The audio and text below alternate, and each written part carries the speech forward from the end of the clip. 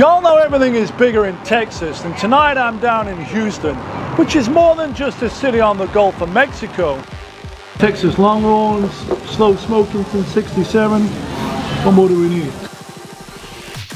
It's an oil town, it's the home of the Space Center, and it's the birthplace of Beyonce, Billy Gibbons, ZZ Top, and my buddy, Michael Strahan.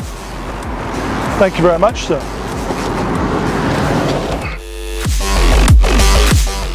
LA's got its lowrider scene, and the East Coast and Southeast has got its donk scene. But Houston's got this thing called slab and swangers. It's old school style from the 80s. Cars with 30 spoke rims and elbows with spikes that come out up to 12-inch. It's slow, low and banging.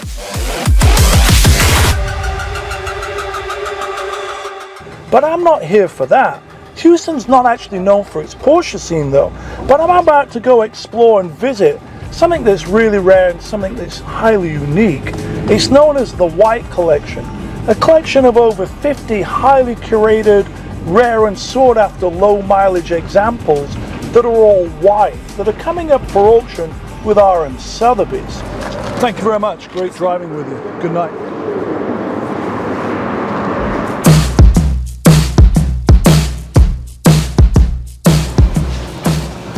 So I've heard a lot about this collection, and it looks like it's broken down, this old stuff, new stuff. There's about 60 Porsches.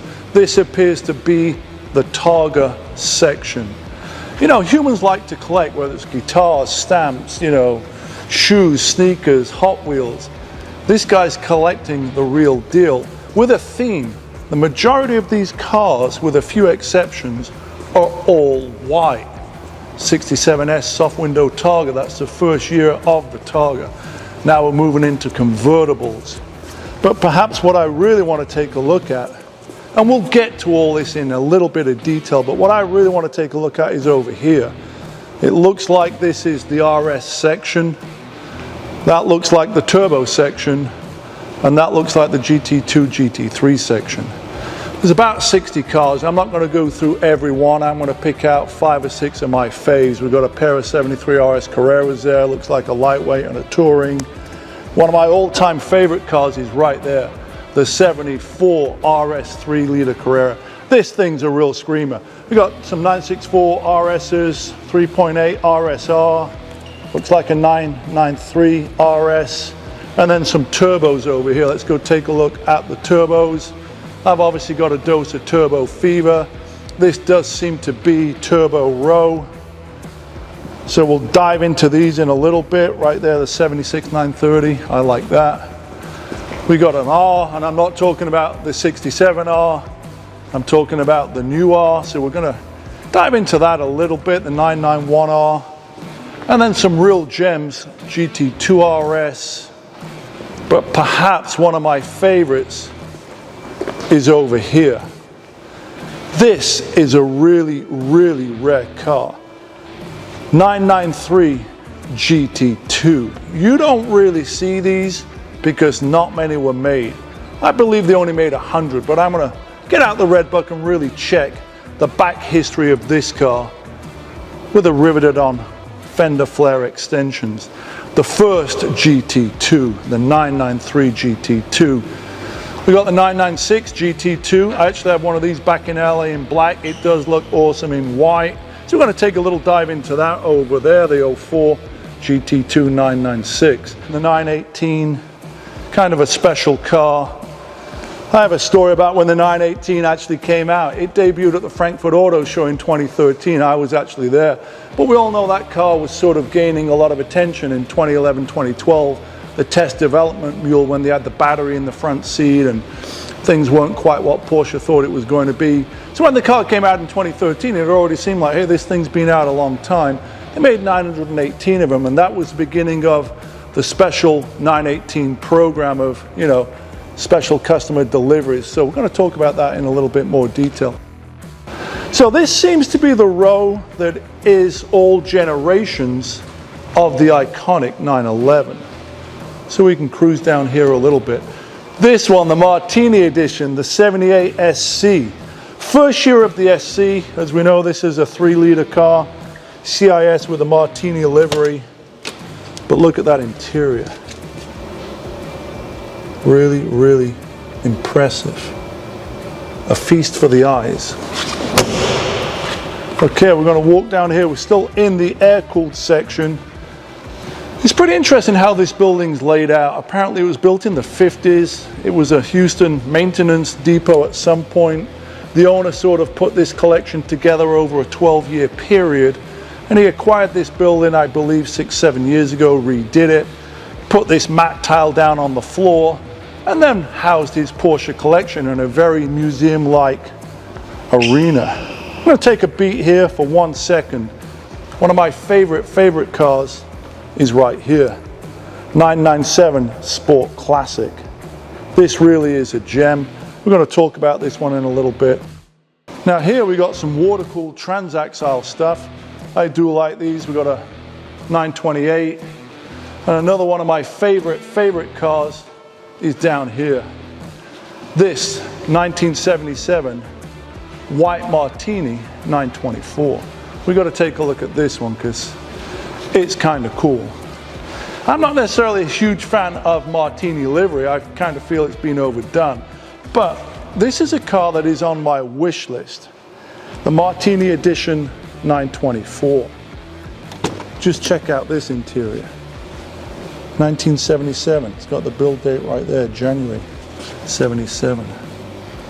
Not a lot of power out of this car, but nimble, well balanced, and looks super cool. Also got a 914-6. If you're going to have a 914, I got two of them, but I've only got the four-banger 1.7 base model.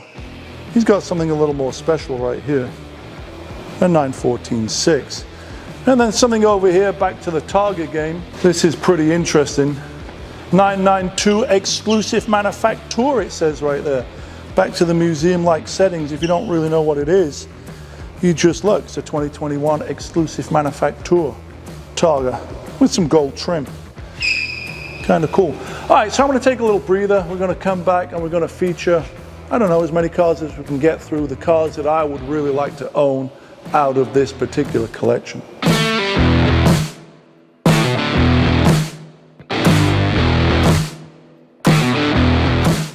So 65 911, it was the first full year of production. We know the 911 debuted in 64, Porsche made 232 cars. 65 was really when things kicked off. Porsche sold over 3,100 cars in 1965, which is a lot for what was then a small factory. This is car number 30124. So it's a pretty early car. It's got a couple of key features. The 4-screw horn grills right here. If you come on in, take a look at these. These later went to 2-screw, but these are actually brass chrome plated. Bumperette overriders. Dolphin Gray, which was a carryover 356 color. This car's on 4.5-inch by 15-inch wheels. It's actually on some modern low profile, so usually this would have had a taller side profile. But a couple of interesting features, the early short wheelbase door handles. If you come in here, the detail on the chrome window frame. And one of my favorites, I'm going to step inside. Wood trim, early knee guard where it doesn't wrap around. Early brass around the key fob. Of course, the wood trimmed steering wheel. And one of the coolest features on all early 911s is what's known as the 5-screw dash. If you can zoom in on here, you know, the dash was actually held in place behind these caps by 5 screws, keeping it in position. But let's look at the heart and soul of every 911,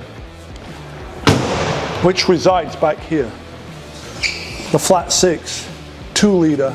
This one's got the original Solex carburetors, which are fed by the pump here, driven, if you come over here, fed by the pump driven off this left bank, running fuel into the Solexes, producing approximately in the day 130 horsepower. Air-cooled, really oil-cooled. Early grills were painted black on the inside. The split center bar right there. Very, very nice preserved example. Apparently the owner was going to restore it.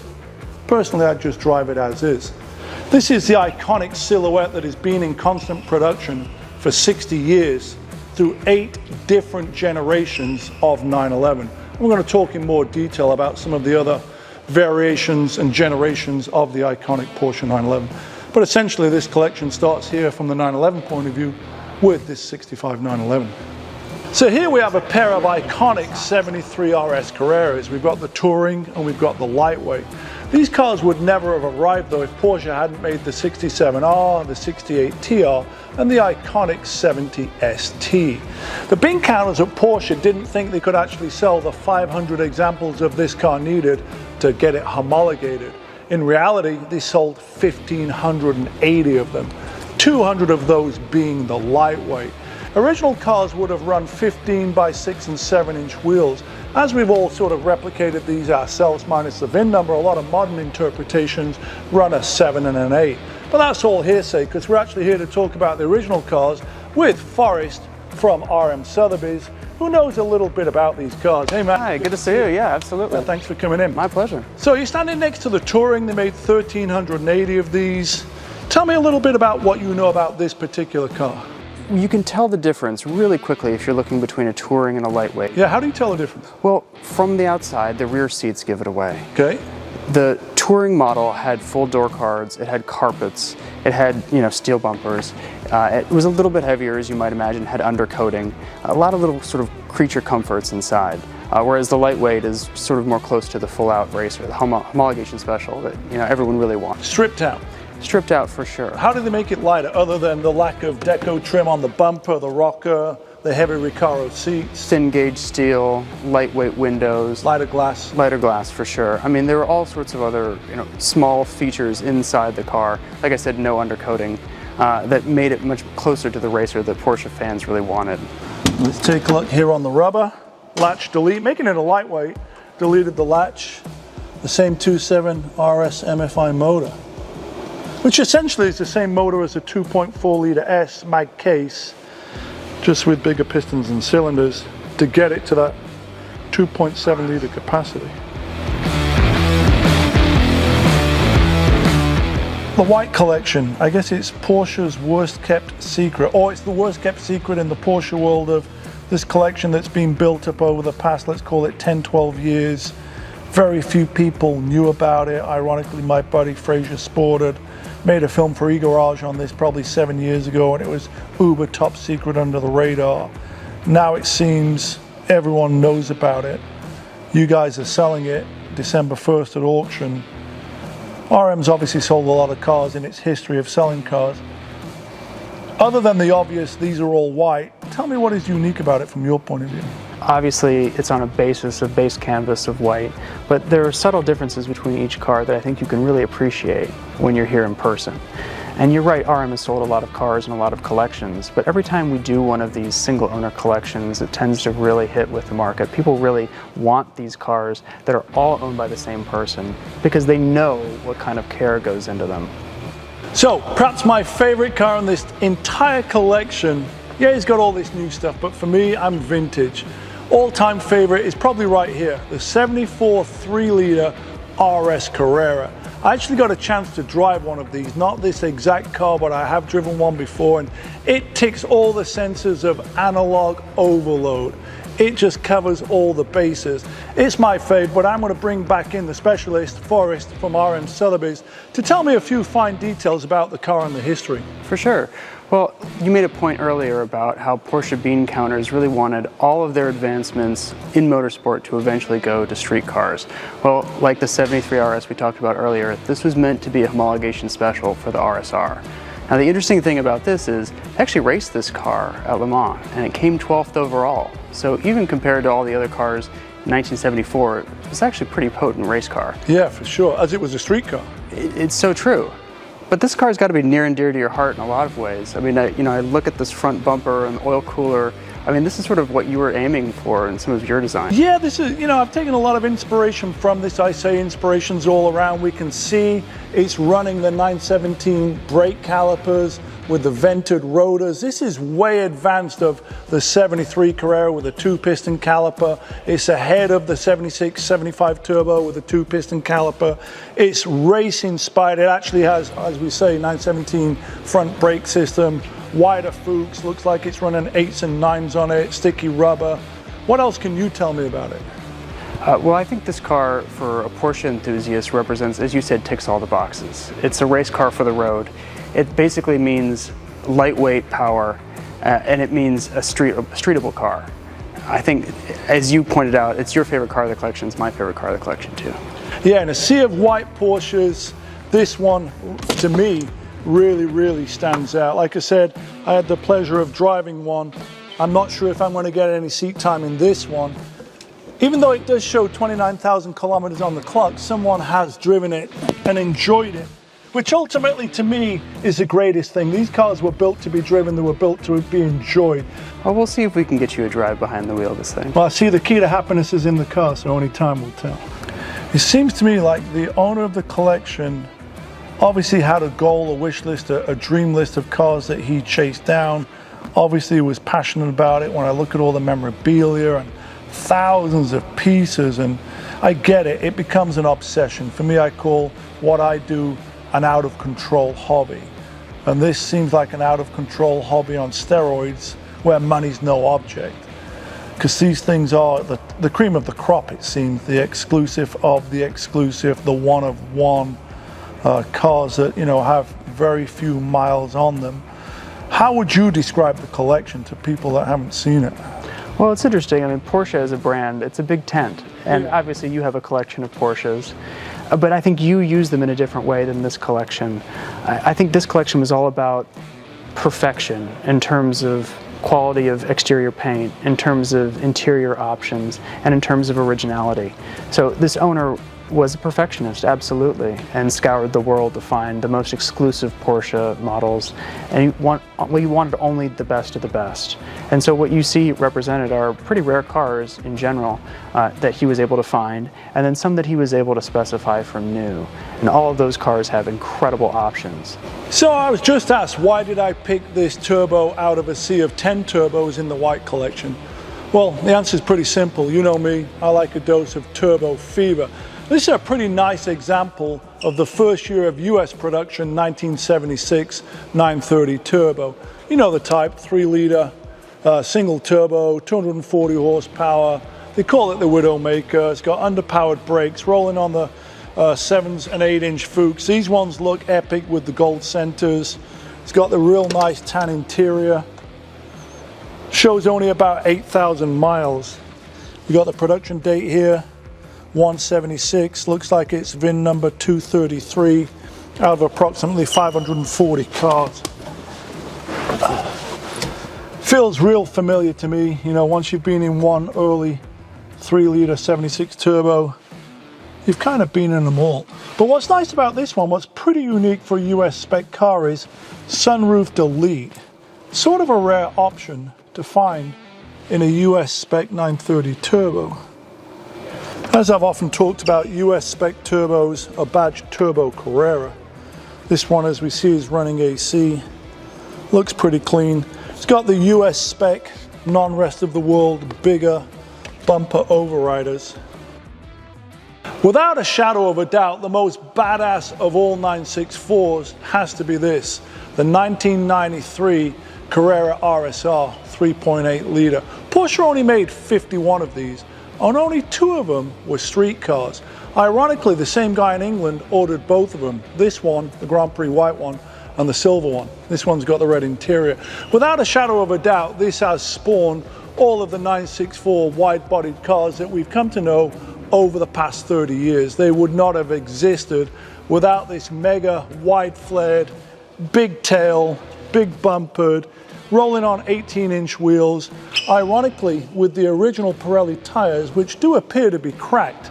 And that probably explains how this car has 0 miles on it. But it is exceptional. And I'm going to bring in my buddy, Forrest, from RM Sotherbys, to tell me a little bit more detail about the car. All right, man, you're up. Well, the interesting thing about this car was ordered by a special VIP for Porsche in the UK, and he ordered the sister car as well, which was in Polaris Silver Metallic. Both these cars were rediscovered, and they both had their original Cosmoline coverings on them. Yeah, I mean, absolutely mint. So this collection was actually lucky enough to be able to purchase this car from the original owner. So the gentleman who owns the white collection is only the second owner of this car. I think that's partly why it only has two-owner car. How many miles are on it? I believe it's under 100 miles. I think it's only like 66 kilometers. Let's take a look. Let's see if it's 66 kilometers. Your eyesight's better than mine. What does that say? Oh, it's ticked up to 71. I guess we've been massive 71 kilometers. Now, what is nuts to me is 49 of these were race cars, abused on the racetrack throughout the 90s. Only 2 of them were street cars, and when I look at the level of what I would assume can only be special wishes, exclusive manufacture in whatever shade of Revlon red this is, everything appears to be wrapped in leather. The attention to detail around the roll bar, how it's encased in leather around the A-pillar, is truly nuts. What can you tell me about how this car was optioned? It's actually called Can-Can Red. Can-Can Red, not Revlon Red, all right. Not Revlon Red, which is an interesting choice with the amethyst metallic wheels. Every single surface in this car was covered in either leather or carpet. You can see even the vents for the air conditioning are wrapped in leather. The window controls are all wrapped in leather. Interesting thing about this was it actually took years to be able to build. This is a 1993 car. It was actually delivered in March of 1996, 2 years after the 964 production was ended. Well, what was kind of interesting to me is it's got manual crank windows. Well, yeah, I mean, you had to have kind of the race version and the street version, and of course you wanted to save weight. Right. But I think, the full leather interior, this gentleman, wanted to have. I thought I was the only guy that had a 964 with manual window and crank, because I actually did that on my 964, and I took the window and crank out of a 65 912. Ironically, it drops right in and bolts up to the same, 4 bolt patterns on the interior door pressing, which just shows Porsche never changed the interior skin of the door for the first 30 years, all the way up to the 964. What else I find these nuts here, if we come around, is look what we got back here, wrapped in carpet. The air shocks to lift up the car, full-on race spec, covered in this little red carpet cap. Everything in the rear is covered. It's just kind of nuts. But let's check out the heart and soul. We got to look at the engine. Got to give that door a real slam, I've noticed, to get it to close. But let's take a look, see what we got going back here. Wow, pretty clean. Tell me about the power output, what exactly it is we're looking at. Well, it's a twin plug engine. They have individual butterfly valves for each one of the cylinders. It was bored out to 3.8 liters. The interesting thing to me is that, as you can see, the condition is just spectacular, in part because of the low mileage. It was never really used. How much horsepower is this thing making? About 320. Wow. Let's take a look at the front, see what we got going back there.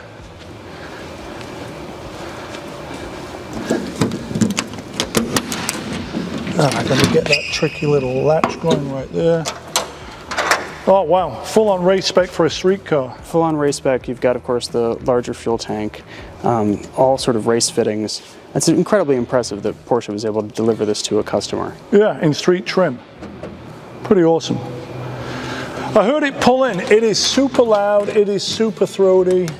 Got lots of decibels cooking right there. We'll get to that in a minute. What an awesome, awesome example. It's nuts that it still has the original tires, which, as we can see, are pretty cracked. Definitely make an impression on your local Cars and Coffee in this car. Yeah, this is a big baller move pulling up in this for sure. The first 911 I ever bought was all the way back in 1992, and it was a Slant Nose conversion. Ironically, it wasn't this car.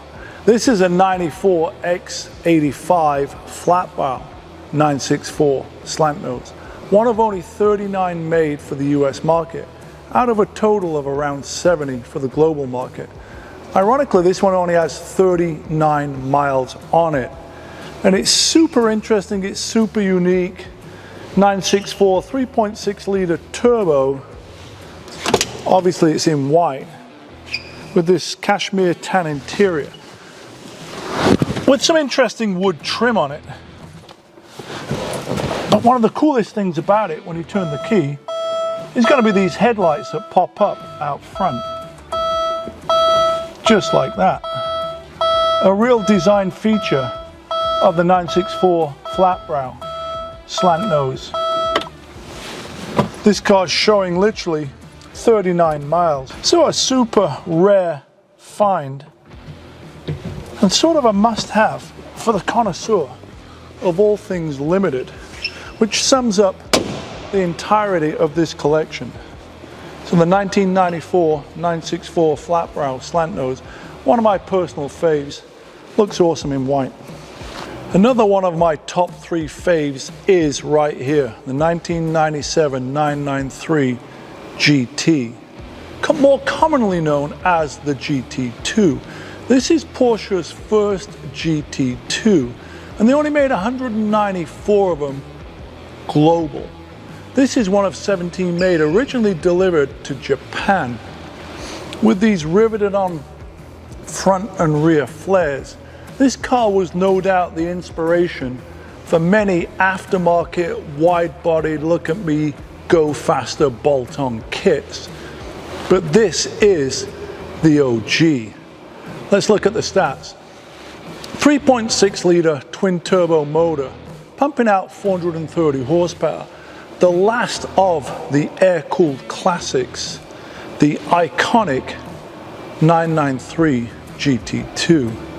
Forrest, why don't you come on in and tell us a little bit more about the history of the car? Well, I'm sure you've noticed, this is the white collection, but this car presents in almost like a very light blue. It's actually called Glacier White. Glacier White. And apparently, the original owner of this car was an avid ski enthusiast. He was a Yokohama-based businessman and would drive this car sometimes to the ski resorts in that area. I think it's a very interesting car because, like the RSR that we talked about earlier, it was specified with all sorts of luxurious interior options, but the owner insisted on roll-up windows. So kind of this interesting mix of luxury and lightweight. One of the things that I'm learning about the white collection is we got 50 shades of white right here. But it's also the original owner's stories of how they spec'd their car. You know, a 993 lightweight manual windows to me is just something that I love. I don't like fussy electric windows, truth be told, because the switches always sort of break, disconnect, things go wrong, and generally in my experience you're stuck on a hot day with windows up that won't go down. So the simplicity on such a rare car, we see the Japanese stickers here, of having manual windows in the first GT2 is nuts, but it's something that I love. And when I look at the interior, it's just, yet again, stripped down, bare bones, basic.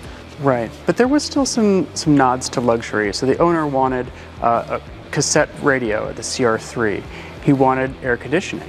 So even though this was an all-out racer, there were still some nods. Some creature comforts. Yeah, absolutely. Well, I'm going to sit in it and see how it feels. It feels like all 911s, extremely familiar. To any 993 owner, it's all there. It's the simplicity of form and function. Another very important option was power steering, which I think really helps the usability of this car. And it's good that you say that, because I'm looking at the speedo here and it shows 15,226 kilometers. So this is one of what I would call more of the high mileage cars in the collection. He sourced out what he was drawn to, what he liked to collect for specific reasons. I did the same thing, just in a different way. You know, I'm all about the memorable moments I choose to experience generally are behind the wheel of the car, putting miles on them. And to me, owning Porsches is about time travel. Meaning if I want to go back to 1965, I get in my 1965 911. And I like variety, and there's variety here. So it's towards the end of my visit here to the white collection, and in a sea of over 50 white Porsches, I'm starting to get a little bit what I would call snowblind, where you're just looking at white and you sort of can't focus on things and everything's starting to look the same. I often joke about these Porsches look the same anyway. And 918, I wasn't even really going to feature it. I know it's a holy grail car to a lot of people. To me, I've never been that interested in one, truth be told. When this car debuted at the Frankfurt Auto Show in 2013, I was actually there when it debuted. The car had been out road testing for a year or two before that. That was when it had the big battery in the passenger seat, and not everyone was in love with the 918 at the time. Porsche actually, believe it or not, had a hard time selling these cars and introduced this thing called the 918 program, where they basically gave selected buyers exclusive rights to be first in line to get an allocation for future models that came after it. And I always thought this was not the greatest thing Porsche did. 10 years later, I think that program's coming to an end. From a more sort of exciting point of view, the 918 is the pinnacle 10 years ago of Porsche's performance. Other than that first electric car that they made in 1902, this is the first plug-in hybrid. It's got a 4.6 litre V8 motor that pumps out, I don't know, 876 horsepower or something. Four-wheel drive, fuel goes here, power goes over there. I've actually driven one of these, and you can't really get 50% of the performance in real-world driving conditions, and by that I mean it's so fast that you just run out of open road. I've had the privilege of driving OPP, other people's Porsches, quite a lot. I've driven the trifecta, the 959, the Carrera GT, and the 918. I break it down this way. The 959, under 3,500 RPM, sort of feels weirdly like a stock 3.2 Carrera. Carrera GT, on the other hand, you've got to be highly, highly focused with that car. The 918, I often jokingly say my grandma could drive this to McDonald's and go through the drive-thru, because, you know, it is, at certain speeds, a relatively easy car to get in and drive. But there's a lot of technical difficulties that you need with it, opening the hood, for example, and heaven forbid the battery goes dead and you can't get into the hood, and various other things. It is kind of complicated. But this one's unique. They only made 918 918s over its limited production run, but this one's pretty special. I don't know all the details, but my buddy Forrest, he certainly does. Why don't you come on in and talk a little bit about the high performance spec of this particular 918? Well, now we're finally getting into some of the cars that the owner of the white collection specified from new. Oh, that's interesting, because a lot of the others he actually bought used, I guess. Right, and obviously searched for the highest specification cars he could find. But with these, you can see his genius at work in terms of communicating with Porsche.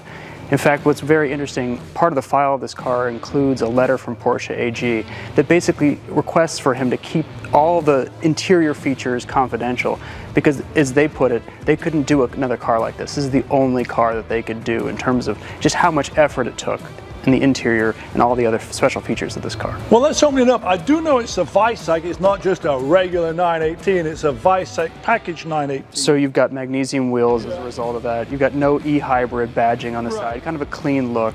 But the interior is really where this car shines. Yeah, let's talk about the interior, because I've seen a lot of cars here with this, what I think is pretty awesome. I know we got 50 shades of white, but it's this blue interior, which I think the owner got the idea from that car over there, the 3.2 Carrera, inspired him. But tell me a little bit more about what you're talking about with this one-of-one interior package. For sure, and I think, you know, it comes back to that very first toy car that the owner fell in love with. It was a white exterior and a blue interior. So he tried to replicate that in all the cars that he specified. This is a yachting blue interior. It's got this piping in Bianco. All the stitching is all Bianco. All the interior leather, all this took incredibly long amount of time and incredible amount of money. This car, the MSRP was actually 25% more than a standard 918, just because of all the added features. I mean, it's typical Porsche in simplicity of less is more, but you're telling me how difficult it was to do it, but yet I look at it and I go, what's so difficult about it? Well, I totally agree with you, and I concur, but, you know, I think the thing is they wouldn't want to offer this, you know, to everybody. Yeah, just because of the specificity of the leather. Color matching everything is really difficult. And then above and beyond that, I mean, you should see the collection photos with this car. The number of additional accessories that are included with this car are staggering. What's kind of nuts is, I know it has like no miles. Like, how many miles are on it? Well, that's the interesting part about it too. We're offering this car almost as it is in the wrapper because it only has 12 miles. 12 miles. Right, and that's in fact equivalent to the amount of electric power you can get out of this thing. You can drive it 12 miles and it's only been driven 12 miles since. It's kind of crazy. In a way, it's a shame, but I always say the owners own the car. They can do whatever they want with their own car. So thanks for sharing that with me. I mean, for me, it's been like this mind-boggling experience of what I'm calling now 50 shades of white, because no two white cars are ever the same. And for me, there's a lot to digest, especially on the cars that the owner has specified himself, the GT2 RS over there, the GT3 RS, you know, I see these Special Wishes Exclusive Manufacturer 991 Turbo S, and a few other hyper limited editions of the cars that I'd love to sit down and talk a little bit. The owner of the collection's not here, but I want to hear a little bit about his insights, going a bit beyond the white model turbo that he had with the blue interior, and what inspired him to collect these cars but not actually drive these cars. For me, it's hard to wrap my head around things that don't get driven, but yeah, they're great to look at. So let's sit down and continue the conversation. Let's do it. It's a great example of what I call Porsche passion, and this I'm going to call Porsche perfection, because it does seem the purest of the pure when it comes to, you know, 1 of 17, 1 of 1, whatever else it may be. The only thing that's strange for me is he collects but doesn't drive. Right, and I think that builds kind of the credibility in terms of this is a museum. He wanted museum grade cars, and so he had a collection manager who would come by once a month. He would use only non-ethanol fuel.